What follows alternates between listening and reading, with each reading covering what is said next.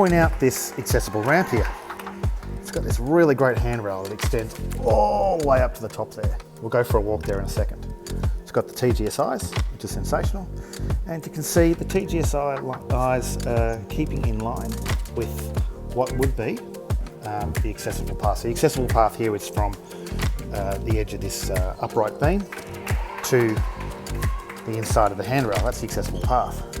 But I want to explain something to you that a lot of people don't understand. They think these ramps are just for disabled people. And what does disabled mean? Is that a mental disability?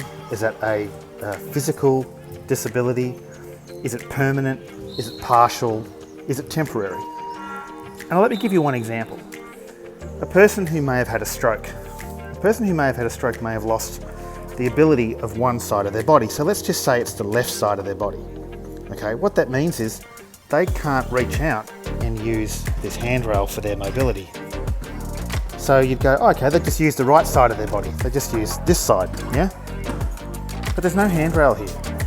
So how does a person who may have had a stroke that's affecting their left-hand side, they'd have to grab on to this imaginary handrail to find mobility, to have confidence, to come up this ramp. But it's absent, it's not here. And the tactile set out, the layout here is obviously provided for it, but there's never been a handrail that's been installed. So this side I'm okay, I can use coming down. I can come down this ramp because my right side of my body's okay. But my left side over here, there's no handrail. So I can't come up this ramp.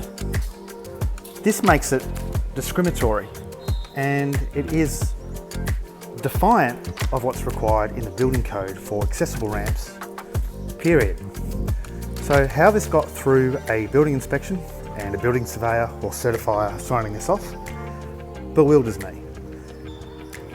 It's also the same on this side. There should be a wraparound handrail that comes all the way down here as well, but that appears to be absent. I don't know why, but it is non-conforming and it's not fit for purpose. And unfortunately, what should be an accessible ramp isn't actually that accessible.